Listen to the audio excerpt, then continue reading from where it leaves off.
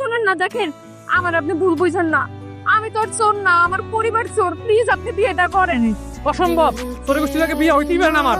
এই, আপনি মনে হয় কত ভালো মানুষ, করেন তো সরকারি পিয়নের চাকরি, ঢাকায় বাড়ি করছেন চুরি টাকা দিয়া, আবার আইছেন বড় বড় কথা হইতে। হইছে আর এক সেকেন্ড ওরাই বাড়িতে চলো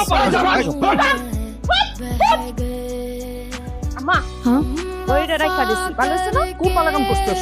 বাপ মায়া মিলা আপনারা কি করলেন? এমনি হইলে তো কোনোদিন মাইয়া বিয়া দিতে পারবেন না।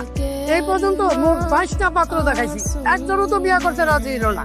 সবাই একই কথা, তোর ফ্যামিলির সাথে কেউ সম্পর্ক করবো না। না করলে না করবো। ভাই ভাই চাই না ভাই। এই, এটা আপনি কি বললেন? হ্যাঁ, না করলে না করবো মানে? মায়ের বয়স হইতেছে না?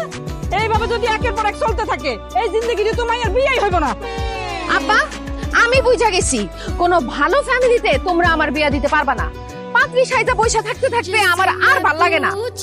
যদি তোমরা আমার বিয়া দিতে চাও, তাইলে আমগো মতো কোনো চোরের ফ্যামিলি খুঁজা বাইট করো, তাইলেই আমার বিয়া হইবে। হ্যাঁ, খাঁটি কথা, খাঁটি কথা কইছো তো?